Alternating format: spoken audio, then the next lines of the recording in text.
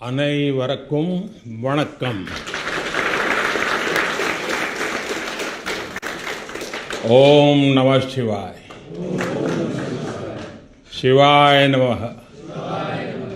हर हर महादेव. सबसे पहले विभिन्न आदिनम से जुड़े आप सभी पूज्य संतों का मैं शीश झुकाकर अभिनंदन करता हूं. आज मेरे निवास स्थान पर आपके चरण पड़े हैं. ये मेरे लिए बहुत सौभाग्य की बात है. ये भगवान शिव की कृपा है जिसकी वजह से मुझे एक साथ आप सभी शिव भक्तों के दर्शन करने का मौका मिला है. मुझे इस बात की भी बहुत खुशी है कि कल नए संसद भवन के लोकार्पण के समय आप सभी वहां साक्षात आकर के आशीर्वाद देने वाले हैं. पूज्य संतगण, हम सभी जानते हैं कि हमारे स्वतंत्रता संग्राम में तमिलनाडु की कितनी महत्वपूर्ण भूमिका रही है. वीर मंगई वेलु नाचियार से लेकर मर्द भाइयों तक, सुब्रमण्यम भारती से लेकर नेताजी सुभाष चंद्र बोस के साथ जुड़ने वाले अनेकों तमिल लोगों तक हर युग में तमिलनाडु भारतीय राष्ट्रवाद का गढ़ रहा है. तमिल लोगों के दिल में हमेशा से मां भारती की सेवा की, भारत के कल्याण की भावना रही है. बावजूद इसके ये बहुत दुर्भाग्यपूर्ण है कि भारत की आजादी में तमिल लोगों के योगदान को वो महत्व नहीं दिया गया जो दिया जाना चाहिए था. अब बीजेपी ने इस विषय को प्रमुखता से उठाना शुरू किया है. अब देश के लोगों को भी पता चल रहा है कि महान तमिल परंपरा और राष्ट्रभक्ति के प्रतीक तमिलनाडु के साथ क्या व्यवहार हुआ था.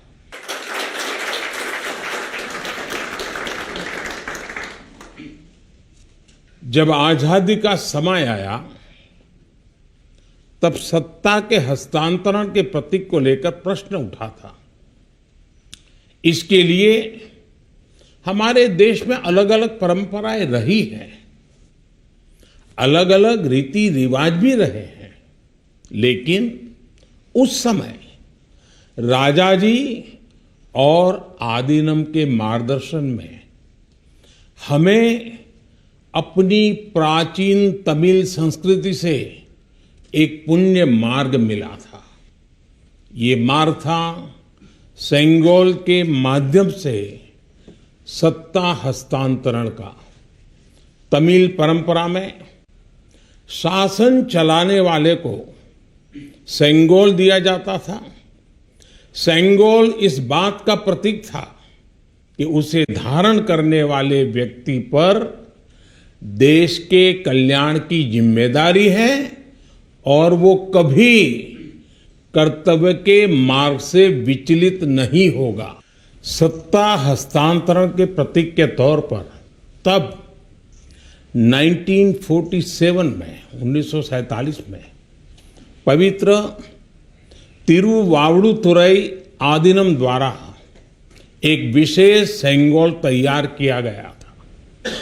आज उस दौर की तस्वीरें हमें याद दिला रही हैं कि तमिल संस्कृति और आधुनिक लोकतंत्र के रूप में भारत की नियति के बीच कितना भावुक और आत्मीय संबंध रहा है।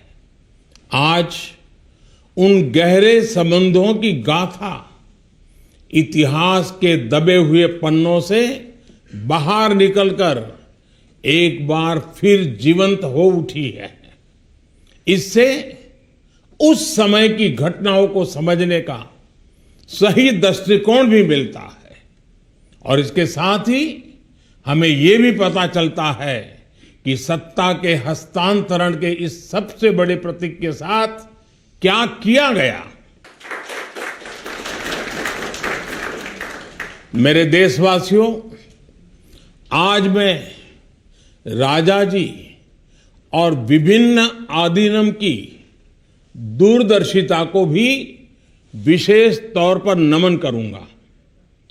आदीनम के एक सेंगोल ने भारत को सैकड़ों वर्षों की गुलामी के हर प्रतीक से मुक्ति दिलाने की शुरुआत कर दी थी।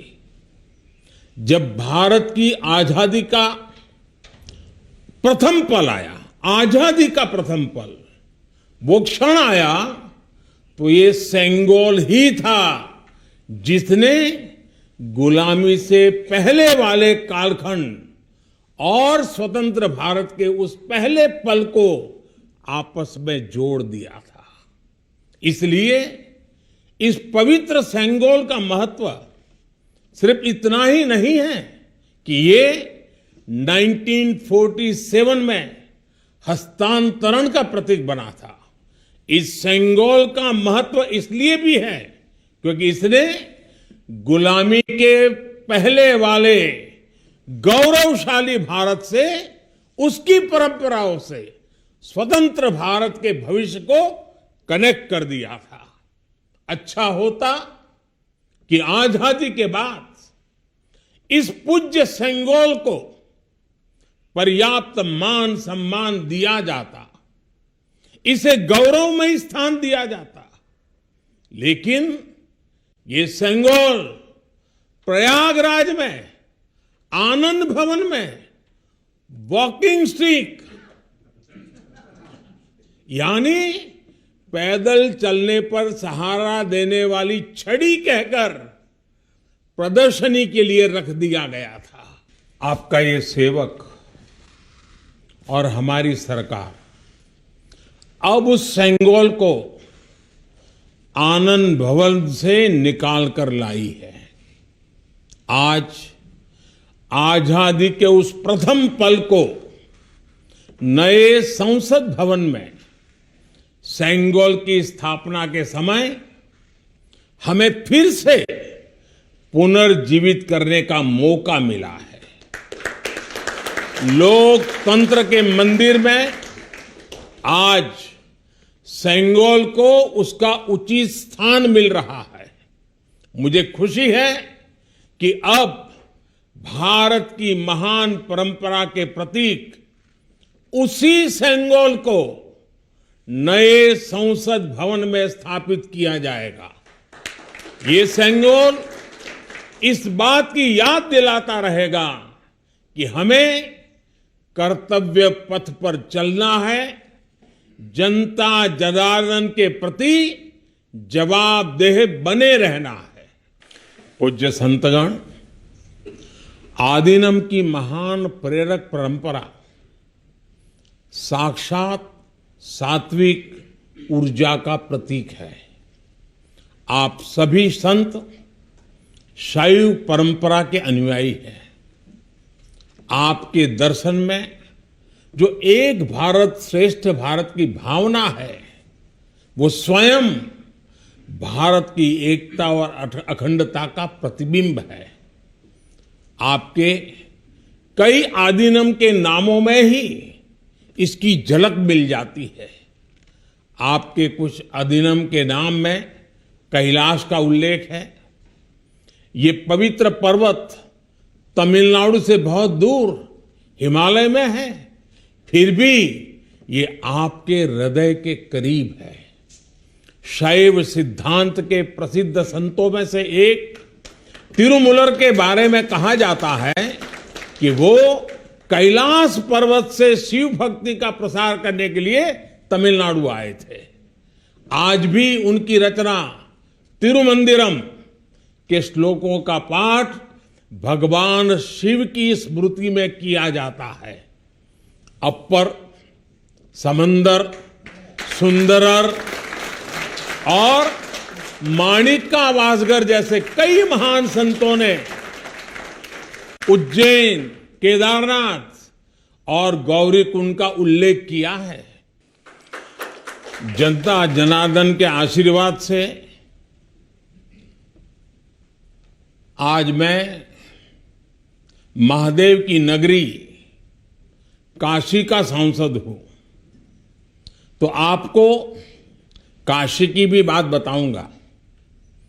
धर्मपुरम आदीनम के स्वामी कुमार गुरुपरा तमिलनाडु से काशी गए थे। उन्होंने बनारस के केदार घाट पर केदारेश्वर मंदिर की स्थापना की थी। तमिलनाडु के तिरुपन्नदारु में काशी मठ का नाम भी काशी पर रखा गया। इस मठ के बारे में एक दिलचस्प जानकारी भी मुझे पता चली है। कहा जाता है कि तिरुपन्नदारु का काशी मठ तीर्थ यात्रियों को बैंकिंग सेवाएं उपलब्ध कराता था। कोई तीर्थ यात्री तमिलनाडु के काशी मठ में पैसे जमा करने के बाद काशी में प्रमाण पत्र दिखाकर वो पैसे निकाल सकता था। इस तरह शैव सिद्धांत के अनुयायियों ने सिर्फ शिव भक्ति का प्रसार ही नहीं किया, बल्कि हमें एक दूसरे के करीब लाने का कार्य भी किया। पूज्य संतगण, सैकड़ों वर्षों की गुलामी के बाद भी तमिलनाडु की संस्कृति आज भी जीवंत और समृद्ध है, तो इसमें आदीनम जैसी महान और दिव्य परंपरा की भी बड़ी भूमिका है। इस परंपरा को जीवित रखने का दायित्व संत जनों ने तो निभाया ही है, साथ ही इसका श्रेय पीड़ित, शोषित, वंचित सभी को जाता है कि उन्होंने इसकी रक्षा की, उसे आगे बढ़ाया। राष्ट्र के लिए योगदान के मामले में आपकी सभी संस्थाओं का इतिहास बहुत गौरवशाली रहा है। अब उस अतीत को आगे बढ़ाने, उससे प्रेरित होने और आने वाली पीढ़ियों के लिए काम करने का समय है। पूज्य संतगण, देश ने अगले 25 वर्षों के लिए कुछ लक्ष्य तय किए हैं। हमारा लक्ष्य है कि आजादी के 100 साल पूरे होने तक एक मजबूत, आत्मनिर्भर और समावेशी विकसित भारत का निर्माण हो। 1947 में 1947 में आपकी महत्वपूर्ण भूमिका से कोटि कोटि देशवासी पुनः परिचित हुए हैं। आज जब देश 2047 के बड़े लक्ष्यों को लेकर आगे बढ़ रहा है, तब आपकी भूमिका और महत्वपूर्ण हो गई है। आपकी संस्थाओं ने हमेशा सेवा के मूल्यों को साकार किया है। आपने लोगों को एक दूसरे से जोड़ने का, उनमें समानता का भाव पैदा करने का बड़ा उदाहरण पेश किया है। भारत जितना एकजुट होगा उतना ही मजबूत होगा। इसलिए हमारी प्रगति के रास्ते में रुकावटें पैदा करने वाले तरह तरह की चुनौतियां खड़ी करेंगे। जिन्हें भारत की उन्नति खटकती है, वो सबसे पहले हमारी एकता को ही तोड़ने की कोशिश करेंगे। लेकिन मुझे विश्वास है कि देश को आपकी संस्थाओं से आध्यात्मिकता और सामाजिकता की जो शक्ति मिल रही है, उससे हम हर चुनौती का सामना कर लेंगे।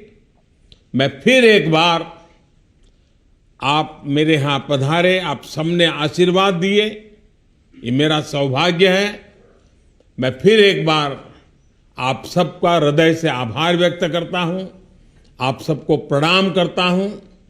नए संसद भवन के लोकार्पण के अवसर पर आप सब यहां आए और हमें आशीर्वाद दिया, इससे बड़ा सौभाग्य कोई हो नहीं सकता है। और इसलिए मैं जितना धन्यवाद करूं उतना कम है। फिर एक बार आप सबको प्रणाम करता हूं। ओम नमः शिवाय। वणक्कम।